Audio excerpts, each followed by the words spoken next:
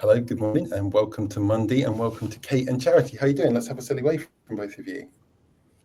Well, you can do it. You can do it. Very good. Very good. All right. So, congratulations are in order.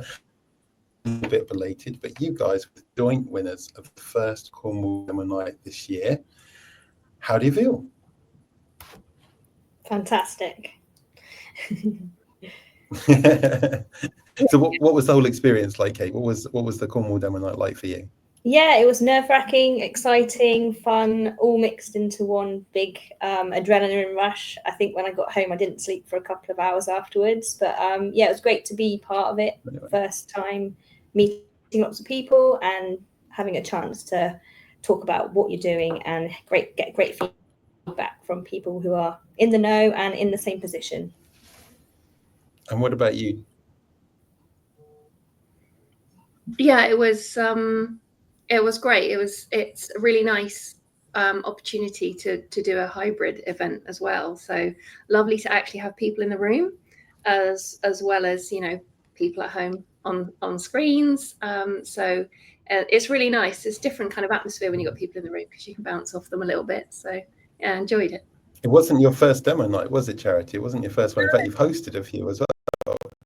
I have, yeah, yes. I've, you know, I think I've got a little bit of a sense of, you know, having sat through lots of demo nights, just wanting to engage the audience as quickly as possible. And that was what was really great about, you know, Kate's demo as well. There's just the story came through, the passion was really clear, and yeah, and it was really nice that obviously we both were recognised for that by the audience. So it's great. We've never had joint winners before in the history of Canopy Demo Nights going back to 2014. There's never been a joint People's Choice vote ever. So congratulations to you for setting a precedent. It's going to make it really awkward if all the demo nights have joint winners going forward, but so let's see what happens, right?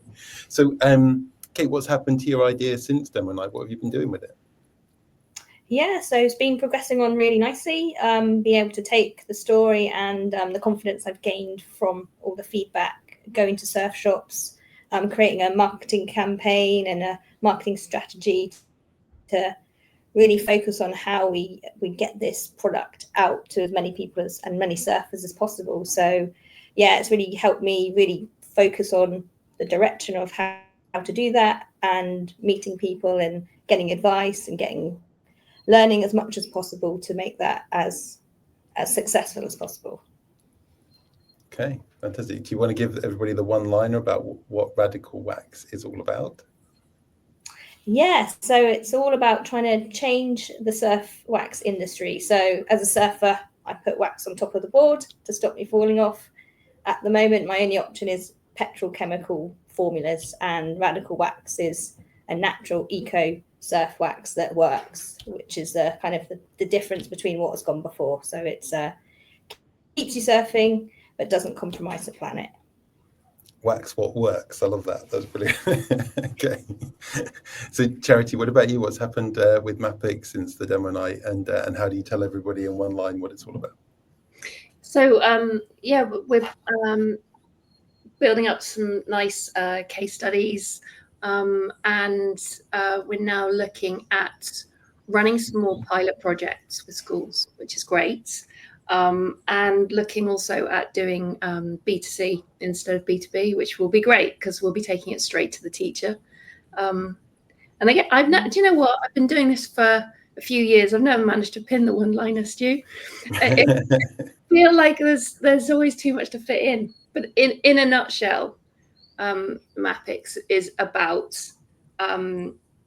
enabling every stakeholder around a child to pinpoint exactly what their strengths and weaknesses are and how to, you know, fill those gaps. Fantastic.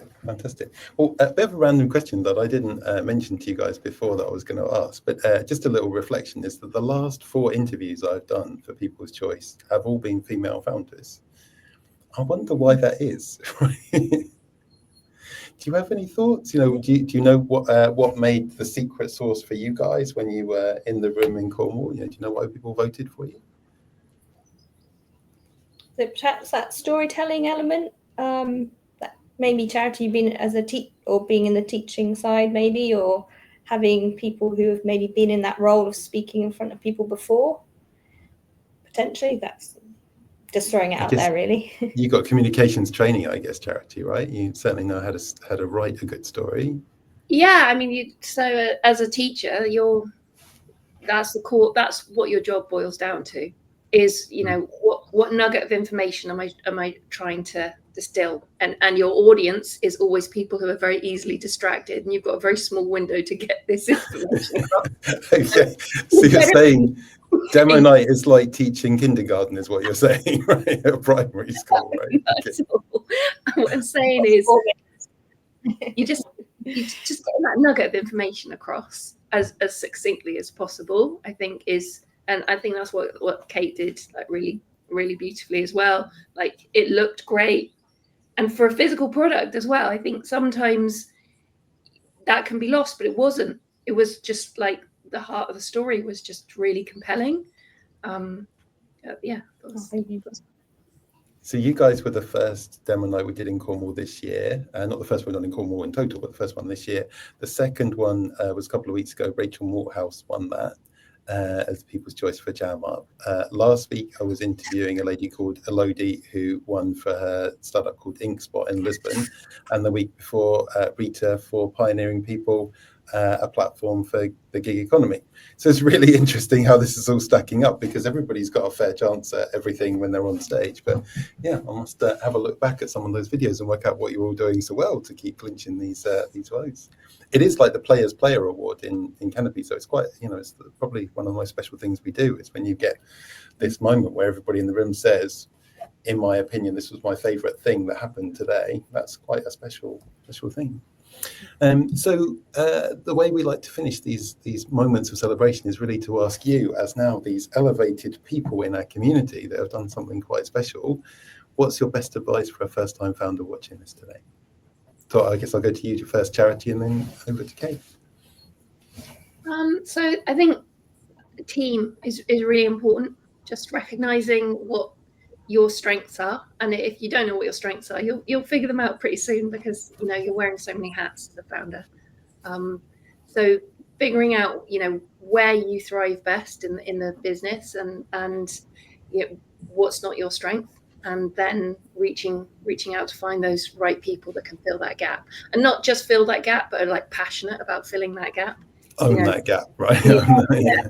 Love that gap, and then, you know, and bring that. And if you can build a team where people are passionate in their own areas, but also really collaborative, is so important. Like, especially sales and marketing, there's such an overlap. So finding the right team to work with, I think, is essential. And I think possibly the mistake I made early on is trying to do perhaps a bit too much on my own, and then when you bring in the right people, it's great. Okay, thank you, Charity. What about you, Kate? What's your top tip? Yeah, don't be afraid to fail, I think, is the best thing to do. Is just go out, test whatever you're doing, accept that, yeah, it might not be the best thing, but you'll learn way more by just getting out there and doing whatever it is that you set out to do. You've come on quite a journey with that yourself, Kate.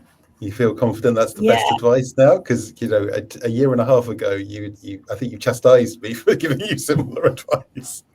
I was always worried to be taking things out that weren't perfect. So thinking, if I show this to someone, I lose credibility as the founder of it, or they're not gonna give me a second chance almost. But actually discover a lot more with a sort of a half-formed idea or thing, which would actually save you so much time by just going out and just asking them. And people are really, really, really receptive of being part of that. So it's been my insecurities of trying to be too perfect, I think, have just slowed things down. And actually now I'm quite confident to be like, well, if that's the best way to do it, let's do it. Fantastic. I was just thinking about all the different conversations we've had over the last sort of year, 18 months with different things. And actually, probably the biggest reflection I've got about our time together is that your intuition invariably has been spot on. It's then been proven right later on, because maybe we didn't even understand what your intuition was telling you at the time. But your intuition, every time you built things from grassroots up, actually incredibly well. Congratulations to both of you on your successful journeys. For anybody watching this, the next demo night in Cornwall will be at Slushed. I believe it's September the 17th. And we're doing 4 this year of a total of 19 demo nights in the Canopy sphere this year, which is a world record for us. We've never done more than 12 in 1 year, so 19 is just starting to, well, we're halfway through the year, and I think we all know that we've done it, that's for sure. So, and when can everybody see you guys again? Are you going to be at Slush, or are there other events coming up that you're going to be visible at? What about you, Kate? It must be a big surfing summer for you. Yeah, such as like at the Wave, and we'll be part of the Rising Tide event at Boardmasters up on the Headland Hotel, which is all sustainable surf brands kind of forming together to shout about what we're doing. So yeah, come and see us. Nice to meet lots of different people. Amazing. And in Charity, I guess new tech events are normally at the start of the year, aren't they? Are there any more over the summer? Yeah, no, none that we are. Yeah, summer goes pretty quietly. So, but yeah, if you want to find out more, go to mappix.co.uk, which is Mappix. See on screen there. And at the moment, we're looking for some commission-only salespeople as well. So if you want to help a startup, we would love to hear from you, especially if you're passionate about education. So yeah, reach out and we'd love to work with you. Amazing. Thank you both, and congratulations. A well-deserved win, and I'm sorry it took us so long to get around to interviewing you, but it's been worth it in the end. Lovely to see you both. Thanks. Thanks so much.